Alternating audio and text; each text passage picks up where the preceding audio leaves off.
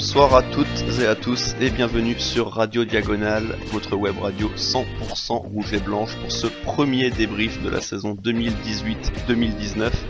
Débrief du trophée des champions face au Paris Saint-Germain et cette lourde défaite de l'AS Monaco 4-0 à Shenzhen. Ce match était à 14h heure française et a vu les Monégasques s'incliner pour la 7e fois consécutive, si je ne dis pas de bêtises, face au Paris Saint-Germain. Et pour m'accompagner lors de ce débrief, je serai tout d'abord avec Boris. Salut Boris. Salut. Boris qui va pas très bien. Et je serai également avec Patrice. Salut Patrice. Salut à tous. Voilà, comme je le disais, Monaco, qui... alors on aura le temps d'y revenir. Est-ce que c'est une surprise? Est-ce que c'est pas tant que ça une surprise? Mais bon, quand même, c'est largement incliné 4-0, une défaite qui fait mal, qui débute évidemment cette saison de la pire des manières, même si ce trophée, et d'ailleurs pour moi le premier, n'a pas une grande importance. Il semblait malgré tout que cette année il y avait peut-être possibilité de réaliser quelque chose. On aura le temps d'y revenir sur vraiment le déroulé du match et les différentes prestations. Tout de suite Boris, je vais te lancer sur la composition qu'avait décidé Jardim, et déjà on a longuement hésité en voyant la composition, à savoir est-ce qu'on allait avoir un 3-5-2 ou 5-3-2 selon comment on voit les choses, ou est-ce qu'on allait avoir un 4-3-3 comme au final on a eu. Ouais, mais j'ai envie de te dire, j'ai presque hésité aussi devant le match pendant un moment en fait, parce que j'avais l'impression qu'on avait quelque chose d'un peu hybride entre les moments où on avait le ballon et les moments où on l'avait pas. Bon, il faut dire que les moments où on avait le ballon, ils étaient assez rares finalement, surtout vers la fin. Mais effectivement, surtout entre Radji et Grand Cyr, moi j'ai mis longtemps à vraiment comprendre ce qui se passait. Je sais pas si eux d'ailleurs l'ont bien compris, mais en tout cas, ça ressemblait un poil plus à une défense à 4 avec Radji, Glick, Jemerson et Serrano.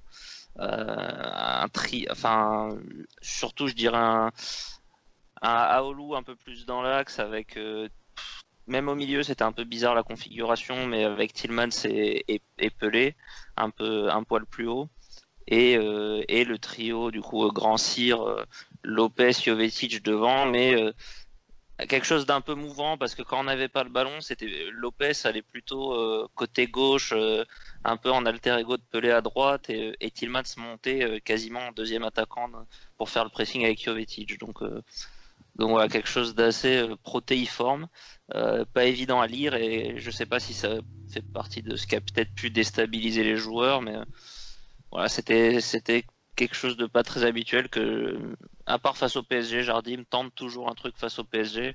Ça a marché à une époque, mais faut reconnaître, ça marche plus trop depuis un petit moment, quoi. On avait peut-être pas non plus les mêmes joueurs pour tenter cela, même si quand on avait gagné au parc avec les buts de Wagner Love et la Padenka de Fabinho, on n'avait pas non plus une équipe extraordinaire, mais bon. Sombre époque, ça. Oui, sombre époque. Il y a des équipes qui vont chercher des résultats au Parc des Princes sans avoir de grands joueurs. Hein. Oui, chaque saison en Ligue 1, ça arrive. Hein. On peut avoir un dispositif tactique qui permette d'aller chercher un résultat contre une équipe, surtout que là, elle est amoindrie comparée à ce qu'elle peut présenter habituellement. Oui, puis surtout quand c'est, comme c'était le cas, quand c'est plutôt vers la fin de saison et que le titre est déjà joué.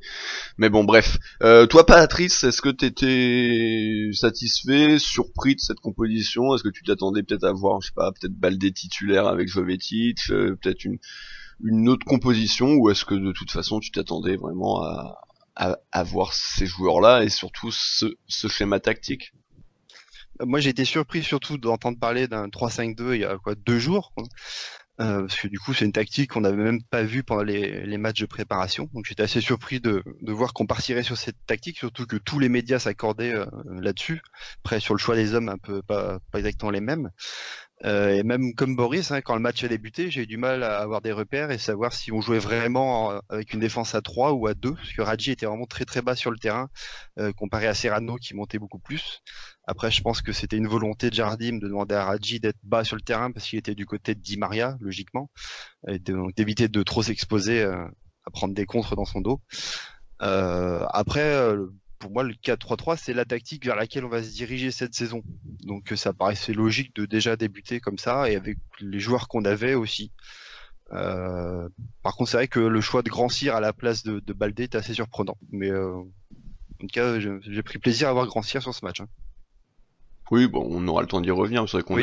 on l'a vu une mi-temps qui était assez correcte, on va dire. On va tout de suite rentrer maintenant dans le vif du sujet, Boris, à savoir le match. Et comme on se le disait avant l'émission, on a eu un peu un Monaco à deux visages, à savoir dans un premier temps, pour schématiser, jusqu'à l'ouverture du score, un Monaco plutôt intéressant, capable de bonnes situations offensives globalement par des contres, mais qui par contre a semblé complètement lâcher le match à la fois mentalement, physiquement et même tactiquement, techniquement. À partir du moment où le PSG est passé devant, Mentalement. c'était fini quoi. Ouais, début de match, alors même si on n'avait pas trop le ballon, on l'a jamais eu du match de toute façon, mais on était assez mordant sur des contres. C'était pas inintéressant et au final, on se rendait coup pour coup, on va dire, avec le PSG. Ils avaient aussi quelques situations, mais on en avait des bonnes situations avec Lopez, avec Jovetic, pas forcément d'énormes occasions, mais on était là, on était quand même dans le match. Euh, Même si c'est quand même plus Paris qui avait le ballon, qui faisait tourner, qui faisait le jeu, parce que, comme on l'a dit, ils avaient une équipe assez affaiblie, assez remaniée, mais et ce qui m'avait un petit peu gêné au début, c'est là où ils étaient pas trop affaiblis, c'était au milieu finalement, et ça s'est vu, ils avaient quand même un trio de joueurs assez confirmés au niveau et de bons manieurs de ballon, et du coup ils ont pu tout le match nous le confisquer.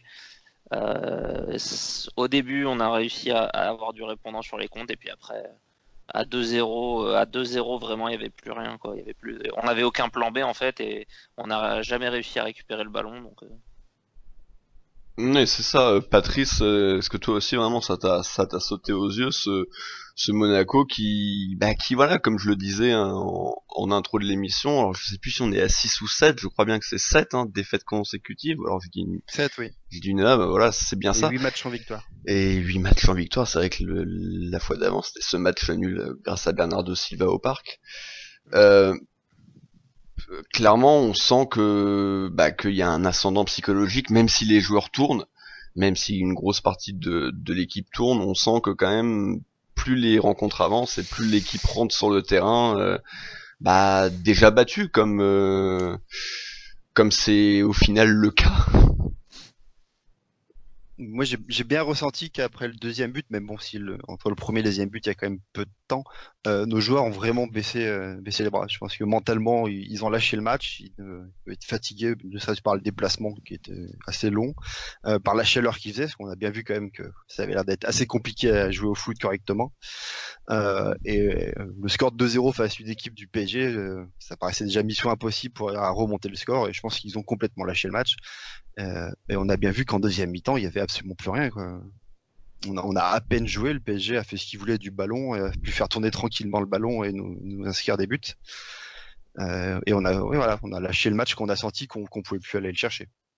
Oui, Jardim il va procéder à deux changements, Boris à la mi-temps, Baldé et Diop, mais ça va pas changer grand chose au final à la physionomie et à la réaction qu'on pouvait peut-être attendre des Monégasques. Qu'au final on s'est même moins procuré d'occasions en deuxième mi-temps avec pourtant des choix plus offensifs. ouais, il y avait, en plus, enfin, c'est vraiment deux changements poste pour poste, quoi. Donc c'était pas forcément de nature à les remettre, à aller changer des choses sur le match. Je trouvais que le Diop pour Pelé, c'était du poste pour poste dans le sens où Tillman s'est redescendu d'un cran, mais il y avait quand même un peu d'idée dans le sens où c'était un profil différent. Diop, Oui. je pense rentrer pour apporter d'autres choses que Tillman n'avait pas réussi à apporter. Ce qu'il a réussi à faire sur à peu près 4-5 minutes avant de s'éteindre un petit peu. Mais sur ces 2-3 premières prises de balle, on l'a vu apporter assez rapidement plus de créativité, plus de technique, plus de prise de risque. Malheureusement, il n'a pas réussi à continuer ça au cours de la seconde mi-temps, mais ce changement était pas. Il y avait, enfin, ça pouvait se tenter, quoi, vu ce qui se passait de toute façon. Baldé, effectivement, moi je l'ai pas vu de la seconde mi-temps, j'ai même trouvé moins bon au final que que Grand Cyr. Et on en parlait Exactement. même, vous en parliez tout à l'heure sur la compo de départ. En fait, moi, c'est un joueur qui est efficace, mais je le trouve pas très bon dans le jeu. Et surtout, je pense qu'en fait, s'il est pas au top physiquement, il sert vraiment à rien. Et je pense qu'actuellement, il est pas au top physiquement. Je sais pas, il a pas énormément joué, il me semble, sur la préparation. Je suis pas sûr qu'il ait cumulé beaucoup de minutes. Même à la Coupe du Monde, c'était un peu compliqué. Il était pas arrivé au top. Il a pas joué beaucoup. Donc je sais pas dans quel état il est physiquement, mais il m'a pas l'air en forme optimale. Et à ce moment-là, je pense qu'il vaut mieux un Grand Cyr ou un Mboula, parce que s'il a pas toutes ses qualités physiques, il lui reste pas grand-chose finalement. Mais oui, mais justement, pour parler de ce côté-là physique, Patrice, comme tu l'as justement noté lors de ta précédente intervention, ils en avaient parlé pendant la causerie, Adrien et Philippe Goguet, que justement on avait peut-être un coup à faire justement sur ce côté physique, à savoir que Paris avait encore plus de retard sur nous, ou en tout cas sur nos joueurs cadres, parce que clairement eux ils ont vraiment fait toute leur préparation avec leur équipe B. Et quand on voit par exemple un joueur comme Thiago Silva, même un joueur comme Verratti, qui n'avait quasiment pas joué de la préparation, tenir les 90 minutes sans grande difficulté, alors que nous on a vu quand même plusieurs de nos joueurs sembler vraiment très fatigués assez rapidement. Quand je dis assez rapidement, c'est en début, milieu de deuxième mi-temps. Alors certes, il faisait chaud, certes, il y a un long déplacement, mais c'était le cas pour tout le monde. Bah, les Et Parisiens sont là depuis une semaine de plus quand même, hein. oui, enfin bon, oui, Ils ont déjà joué dans ces conditions. peut-être. Malgré tout, on était censé en tout cas avoir une légère avance sur le plan physique, parce que même si t'es sur place depuis une semaine, les matchs, ça reste les matchs et rien ne remplace ça. Et moi, par exemple, un joueur comme Thiago Silva, et pourtant je suis assez critique souvent avec lui parce que je trouve qu'on en fait un petit peu trop autour de lui, même si dans ce genre de rencontre où son équipe domine, pour le coup là il se balade, il a plus de mal quand son équipe est en difficulté, mais pour le coup lui, alors qu'il n'avait pas encore joué, il a fait 90 minutes au top Non, physiquement, Non, il est et sorti il à est la fin. sorti quand même. il est sorti, oui c'est vrai qu'il est Mais bon, sorti un peu, mais bon il semblait pas non plus spécialement non. Hmm. Mais c'est très l'exact amoindri. inverse de ce que je disais pour Keita Baldé, c'est que des Bah oui mecs comme voilà. Verratti et Thiago Silva, ils ont d'autres armes que le physique, ou même qu'un Camille Glick chez nous. Nous, on a des joueurs comme Radji, Glick, Baldé et quelques autres. S'ils sont pas au top physiquement, c'est des joueurs vraiment de second plan, quoi, parce que c'est pas par la technique qu'ils vont compenser, alors que effectivement, un Verratti, un Thiago Silva, presque en marchant, ils peuvent encore être dominants pas en Ligue des Champions forcément, mais sur ce genre de match-là, Non, ça va mais quoi.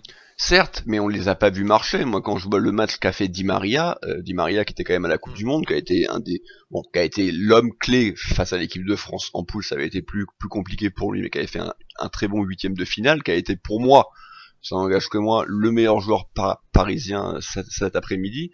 Je comprends pas comment un joueur comme ça, qui pour le coup, pareil, physiquement, c'est pas censé être son point fort. Alors c'est vrai qu'il peut compenser avec des capacités techniques, mais on l'a vu très à l'aise physiquement. Et moi, je me pose quand même des questions sur la préparation physique de notre équipe, et c'était déjà le cas l'année dernière. Je sais pas, moi ça me dérange.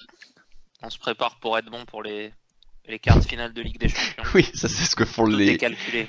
c'est ce que font les grandes équipes, c'est vrai. Mais le problème, c'est qu'on risque de pas y être en quart de finale. C'est possible aussi que notre préparation physique ait été mise en place pour être performant au mois de septembre, quand on attaquera les matchs ou les 3 jours. Oui, c'est Mm. possible. Faut espérer. Il y a toujours un choix en début de saison à faire pour savoir justement à quel moment on prépare au top l'équipe, hein. Certaines équipes de bas de tableau généralement essayent de se préparer dès le début de saison pour aller chercher des points très tôt face à des équipes justement qui physiquement auront du mal. Et d'autres le décalent, voire le décalent beaucoup, comme les grands clubs comme le Real qui a tendance à être prêt physiquement plus vers le mois de janvier. Voilà, c'est peut-être un choix aussi après, parce que clairement on a senti que notre équipe était un cran en dessous de celle du PSG niveau physique, hein. Alors que pour le coup, on pourrait penser que Paris est censé faire également ce type de préparation, à savoir préparer son équipe pour le mois de janvier. Donc après, oui, je vois très bien ce que tu veux dire. Bien sûr que tu peux pas être au top physiquement toute la saison et il faut faire des choix. Moi, ça m'inquiète un petit peu, et surtout que j'ai en mémoire aussi ce qu'on a pu voir l'année dernière. où pareil, physiquement quand même, on n'avait pas été très bon. Alors on pouvait se dire, on sortait d'une saison à rallonge pour beaucoup de nos joueurs et qui n'étaient pas habitués à avoir ce type de saison. Là maintenant, il s'est passé une année, on avait quelques joueurs à la Coupe du Monde, mais bon, globalement, ils sont pas allés bien loin, et ceux qui sont allés loin, bah, ils sont pas encore Ils ont pas revenus. beaucoup joué. Ils sont pas encore revenus, ou ils n'ont pas beaucoup joué comme Tielemans. Et puis même de ceux qui sont pas revenus, c'est pas faux Sidibé. que ouais, Sidibé n'a pas joué non plus, mais bon, Subasic l'a joué, mais bon, c'est un peu différent, c'est un petit peu. Jouer. C'est un grand Ah, mot. il nous a manqué aujourd'hui.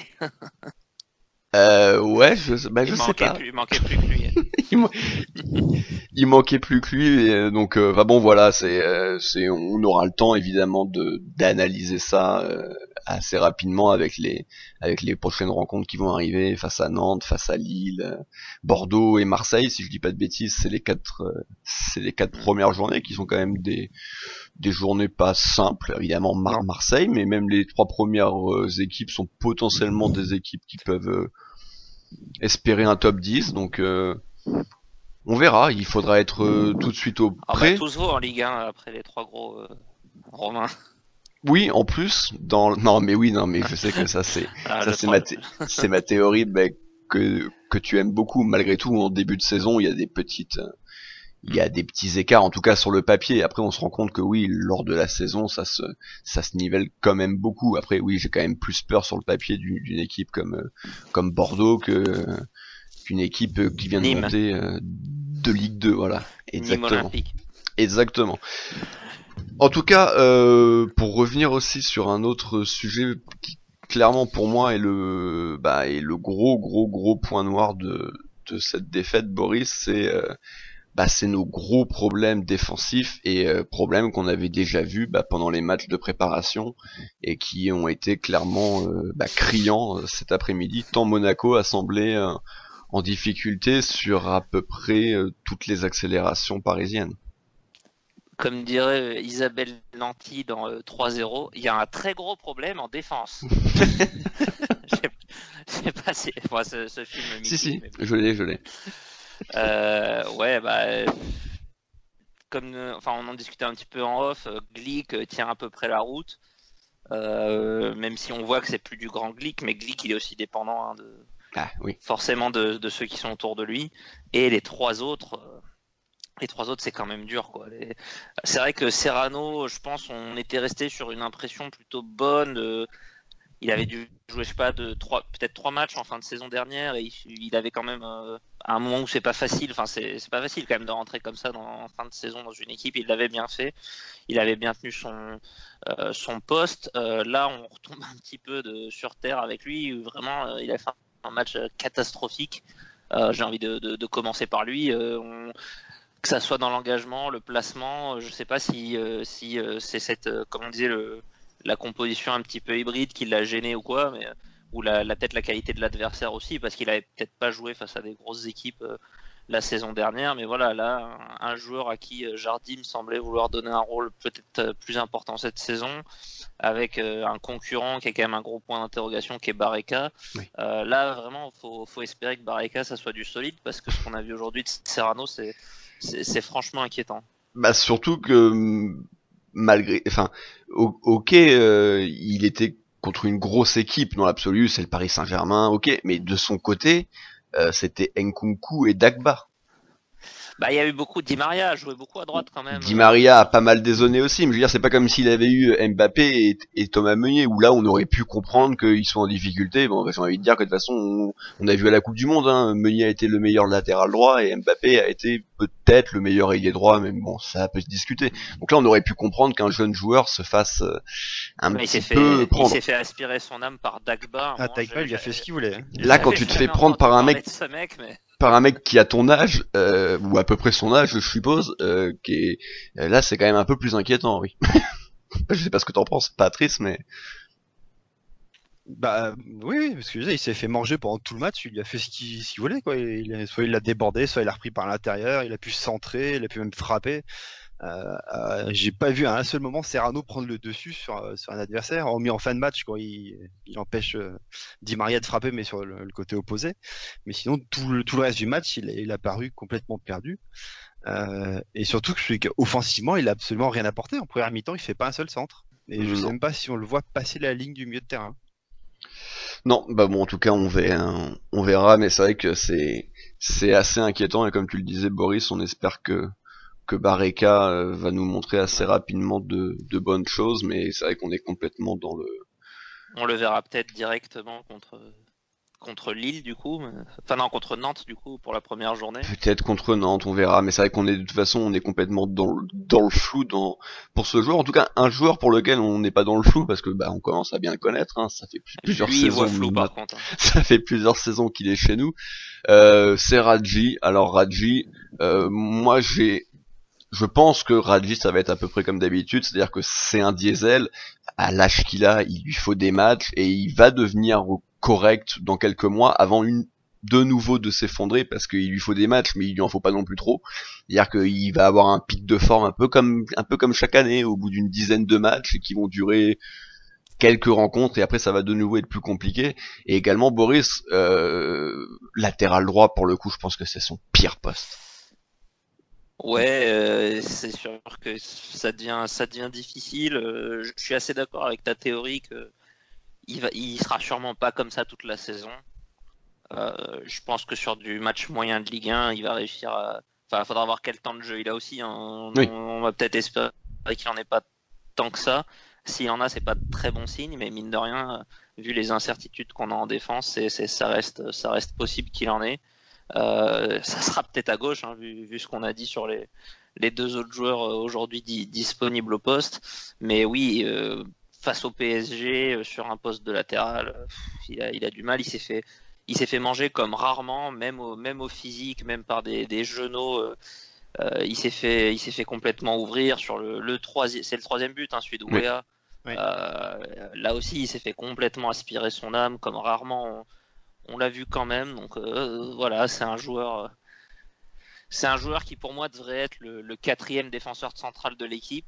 Euh, pour l'instant, j'ai l'impression qu'il est encore le troisième. On verra si Endoram arrive à passer devant ou si éventuellement il y a une recrue. Mais ouais, enfin, moi j'espère qu'il sera là surtout pour l'ambiance, qu'il jouera pas trop. Mais voilà, il commence à se faire vieux. Quoi. C'était très compliqué et bon justement Patrice je vais te laisser conclure sur justement bah ces gros problèmes défensifs. Bon, on a dit que Glick s'en était sorti avec les honneurs, on va dire, hein. Par contre Jemerson qui en plus d'être fautif sur le premier but avec Benaglio évidemment, on en reparlera dans peu de temps, mais qui fait cette faute un peu stupide et on l'a senti également être jamais vraiment au bon endroit au bon moment, quoi. Non, il a vraiment du mal à se placer. Pourtant, il a l'habitude de jouer avec Glick, ça fait quand même un petit moment qu'il est chez nous et qu'il joue avec son compère. Et pourtant, sur la majorité des buts, il est très mal placé. Hein. Il fait la faute sur le premier but. Sur le troisième, il est complètement statique. Quand Radji se fait aspirer, Glick va tout de suite au premier poteau pour bloquer. Et Jemerson reste statique et ne va pas chercher du coup l'attaquant, c'est qui Wea qui met le but, il reste tactique et il laisse l'attaquant tout seul et qui a plus qu'à mettre son plat du pied. Et même tout le reste du match, on a vu Glick se mettre sur les trajectoires des ballons pour contrer les frappes, aller faire le pressing. Et c'est pas le cas du tout de Jemerson, quoi, qui semblait complètement paumé. Tout à Qui est en fait. plus dans la relance, c'est pas. Ah oui, c'est vrai qu'il nous en a fait une ou deux là, des ouvertures en 6 mètres assez savoureuses. C'est pas Bonucci. C'est pas Bonucci, c'est pas Matsumel, ça on est assez d'accord sur ça. En tout cas, ça pose bien ce problème-là, Boris. Moi, c'est pour ça que je suis d'accord avec toi. J'ai envie de voir Barreca très très vite, quitte à qu'il soit pas bon, hein, mais il faut qu'on Ouais, le voit au plus pour vite qu'on sache. pour qu'on sache si il faut. Je pense qu'un défenseur central, c'est d'évidence même. Oui. Il Ouais. en faut un capable de concurrencer Jemerson, Ouais. voire faire mieux. Mais au Un moins, bon, pas un U18, quoi.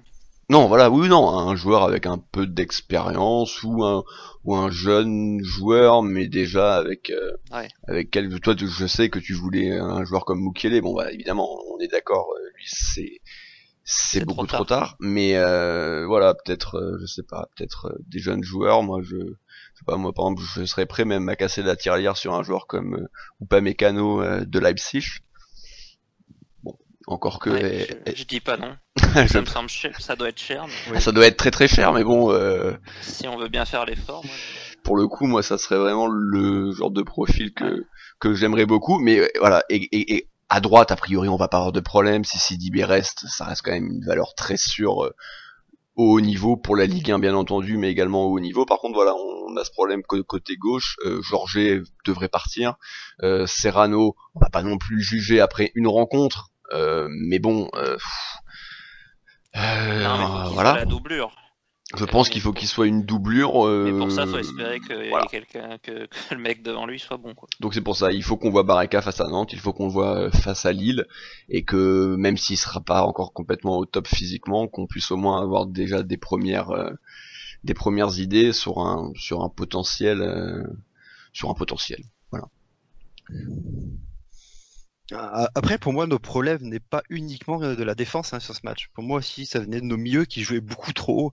Je trouve que les milieux parisiens ont tendance énormément à se glisser entre notre milieu et notre défense et à être complètement libres de pouvoir faire ce qu'ils voulaient.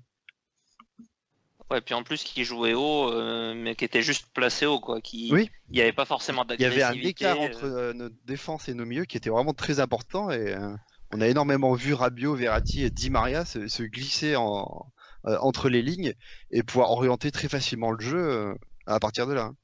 Oui, de toute façon, c'est évident que le déséquilibre, il partait forcément d'un peu plus haut. Maintenant, c'est vrai que ça s'est plus vu sur la défense aussi parce que c'est les derniers remparts, donc forcément c'est ceux qu'on voit le plus. On a tendance un peu à oublier qu'il y avait une perte de balle ou que le milieu de terrain était mal placé, mais c'est vrai que on va y revenir également sur notre triplette au milieu de terrain qui n'a clairement pas non plus fait un grand match. Ben justement, on va passer aux performances individuelles. Alors on a décidé de supprimer les notes cette saison, chers auditeurs. Alors vous pouvez toujours les donner. Normalement, j'ai dû publier plutôt sur Twitter et Facebook pour que vous puissiez aller voter. Donc ça ne change pas. Par contre, nous, on va arrêter de donner des notes. Ça ne nous empêche pas qu'on va quand même continuer à faire des prestations individuelles, mais de manière un petit peu plus rapide. Par contre, on garde toujours le système de top et flop, et donc le flop, on va pas vraiment en parler parce qu'on en a déjà beaucoup parlé. Juste savoir, vous avez décidé, Radji, Serrano, Boris. On va mettre Radji quand même. Pour Boris, ça sera Radji. Il y a l'expérience, c'est moins excusable. Et pour toi, Patrice? Oui, Radji aussi. Eh ben, on va faire un troisième Radji. Maintenant, du coup, on va pouvoir parler des choses qui font plaisir entre guillemets, parce qu'il n'y en a pas eu non plus énormément. Mais s'il y avait un joueur, Patrice, à ressortir un petit peu de cette rencontre pour toi? Clairement, Jovetic. Clairement, Jovetic. Tu peux un petit peu expliquer. Je crois que t'avais demandé à tout le monde. Pour moi, non, vas-y. C'est vraiment le joueur qui a été le plus dangereux, qui a très très bien su jouer en une touche de balle et en déviation, que ce soit sur Lopez ou sur Rancière, ou pour remiser derrière sur un de ses mieux pour des frappes un peu plus lointaines. C'est lui qui a été le plus dangereux, qui a réussi à se procurer des fois des actions et des frappes alors qu'on n'y croyait pas trop. Il a réussi à récupérer des ballons dans les pieds des défenseurs et arriver à frapper.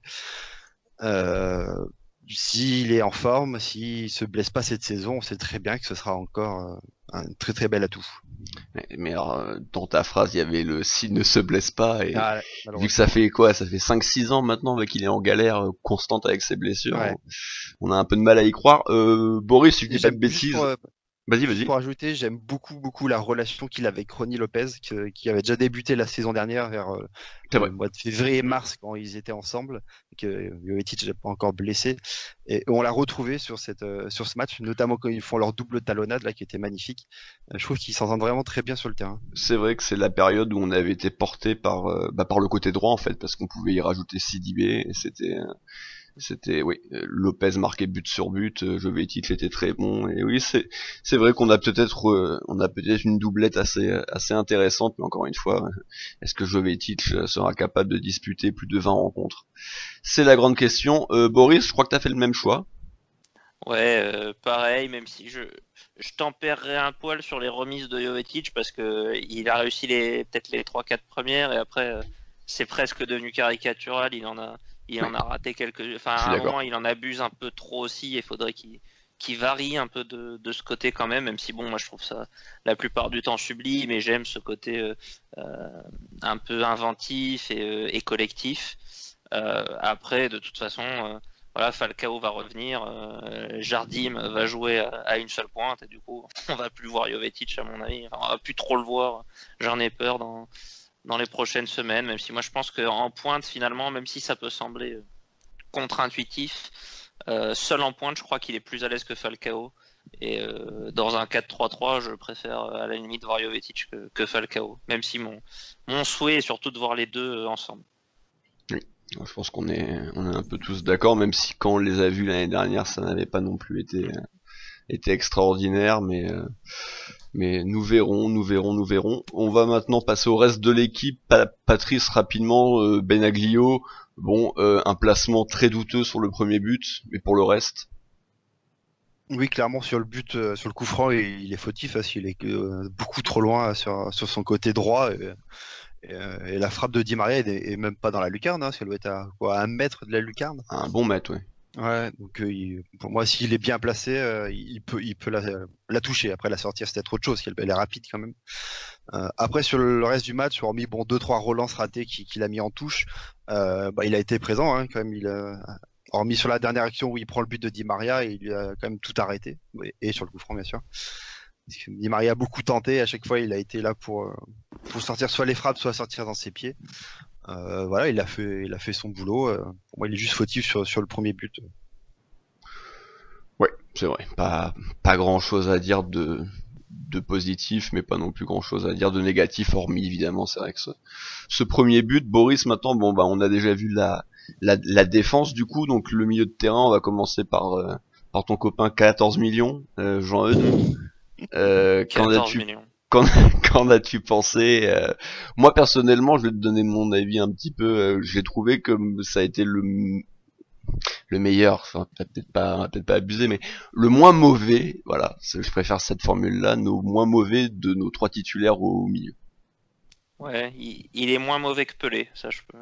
Ah ben Pelé, moi de toute façon, genre, je n'y C'était crois pas pas une seconde en ce joueur, et donc, bref. Pelé, bah comme ça je te fais les deux en un. Pelé, de Vas-y, toute vas-y. façon dans un an ça part à Huddersfield.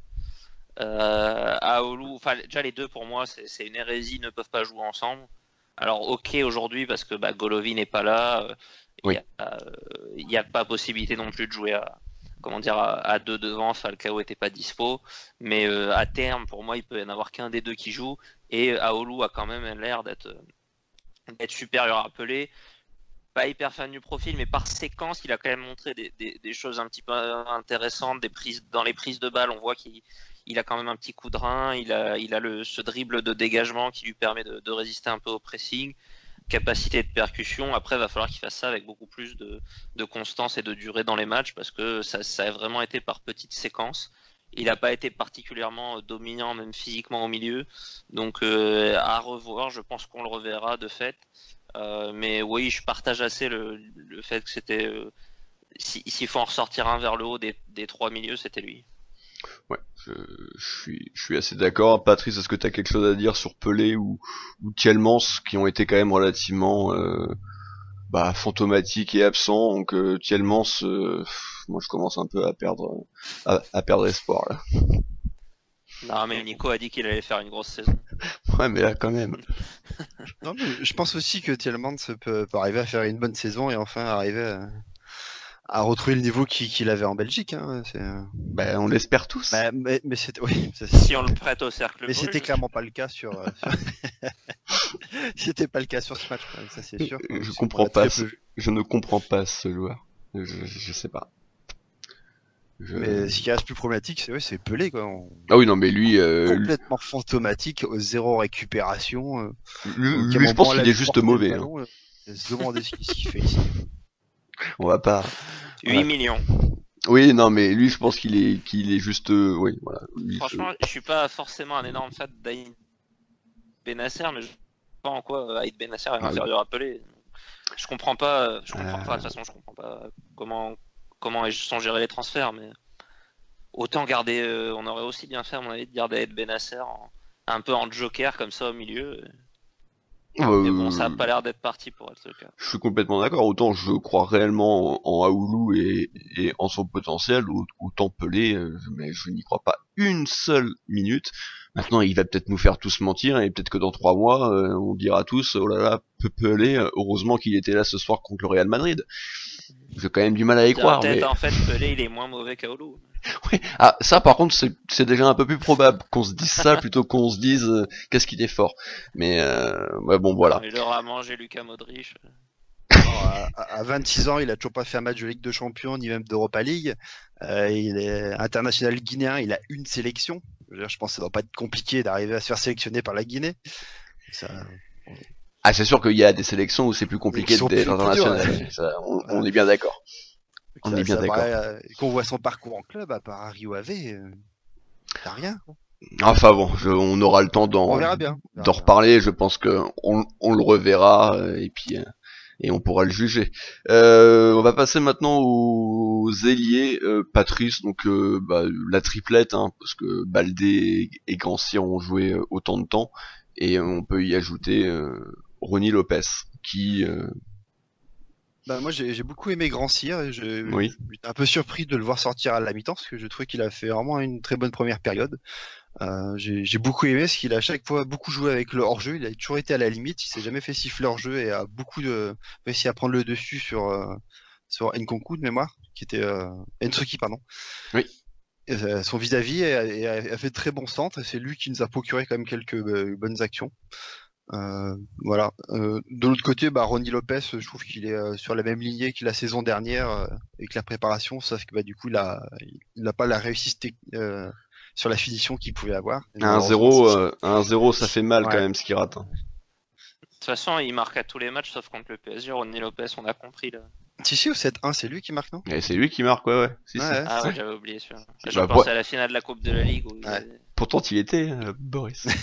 Ouais, j'y étais en plus. Et tu étais aux deux d'ailleurs. La finale de la Coupe de la Ligue, je me souviens très bien qu'il rate aussi face à face. Ouais. Je sais plus si c'était 1 ou 2-0. Ouais, exact. Mais oui, je suis assez d'accord. C'est vrai que Grand Cyr, je l'ai trouvé intéressant. Même Thiago Silva a dû s'en occuper à plusieurs reprises parce qu'il avait éliminé son latéral. Et pour ce qui est de ton grand copain Baldé, Boris, le joueur qui ne sert pas à grand chose. Comme je disais, quand il sert parce qu'il met des buts, il fait quand même des stats, et il l'a montré l'an dernier. Mais quand physiquement il est pas au top et quand il s'agit de faire un peu le jeu, on le voit pas trop. Moi, je l'ai vraiment pas beaucoup vu aujourd'hui. J'espère que ça lui aura permis de faire un peu de physique, mais je suis même pas sûr parce que je l'ai pas vu courir tant que ça. Je sais pas si c'est tellement dépensé. Je l'ai pas vu presser, je l'ai pas vu revenir défendre. Donc, ouais, pas convaincu. Ça veut pas dire qu'il va pas monter un petit peu en puissance. Et moi, je pense quand même qu'il devrait logiquement être titulaire dans cette équipe. Mais voilà, Grand Cyr, voire éventuellement Mboula peuvent être des alternatives, sachant que la bonne nouvelle quand même de la journée qui me fait garder le sourire, c'est qu'a priori on va bien réussir à se débarrasser de Rachid Ghezal. Donc la journée est pas totalement perdue. Et pour une belle somme, pour une très belle somme. Ouais, en plus. Donc voilà, on s'en sort bien de ce côté-là, mais ouais. Baldé, c'était assez terne. On attend ses premiers buts en Ligue 1 pour se lancer. Eh ben ça sera peut-être la semaine prochaine face à Nantes, parce que voilà, je pense qu'on peut conclure ce débrief. Il y a plus grand chose à dire. C'était un match complètement raté. On avait l'occasion peut-être enfin de soulever un trophée, même si évidemment c'est le trophée le plus minime qui puisse exister en club, hein. La Coupe de la Ligue comparée à ce trophée, c'est la Ligue des Champions, quoi.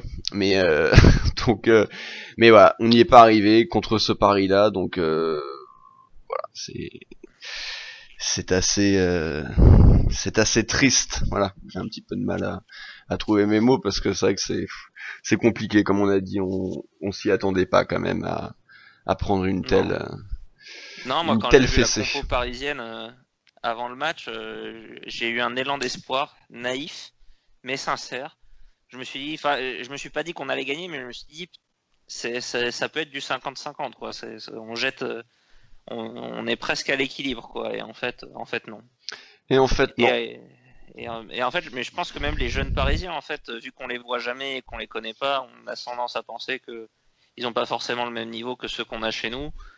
Dans les faits, si on les voit jamais, c'est aussi parce qu'il y a peut-être plus de concurrence et de bons joueurs que chez nous, mais ils ont pas fait tâche du tout dans le match au final. Ils ont pas fait tâche malgré tout. Ils ont pas forcément été. Voilà, les meilleurs les Parisiens ce soir, c'est Di Non, mais Maria, c'est Verratti, c'est Rabiot, c'est Thiago Silva, enfin, c'est les tauliers quoi.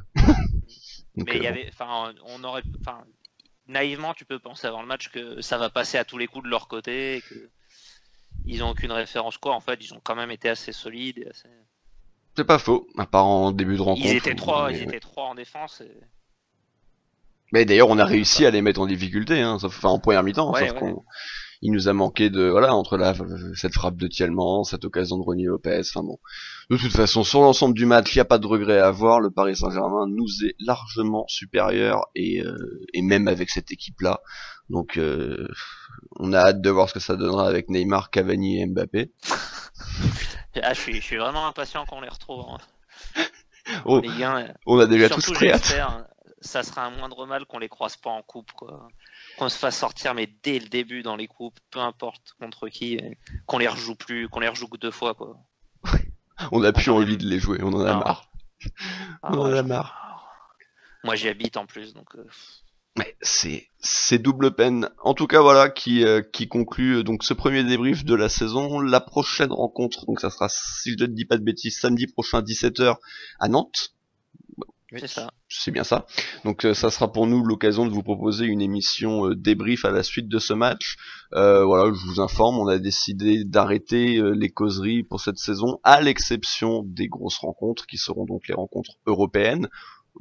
Donc, combien il y en aura, on verra, il y en aura minimum 6, ainsi que les gros matchs de championnat, donc évidemment Paris, Marseille, etc.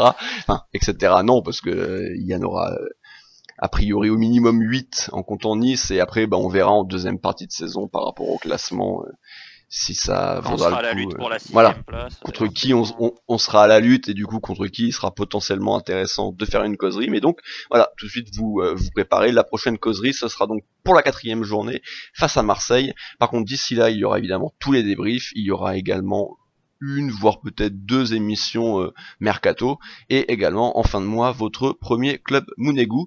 Merci Boris de m'avoir accompagné pour ce premier débrief. Merci Patrice. Un petit mot pour conclure peut-être. J'ai hâte que la saison soit terminée. Voilà. Et toi, Patrice, est-ce que tu as hâte que la saison soit terminée?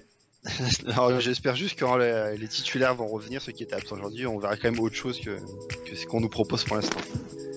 On l'espère tous. Voilà, donc la prochaine rencontre, c'est bien samedi prochain. D'ici là, portez-vous bien et Dagé Mounegou. Et bisous.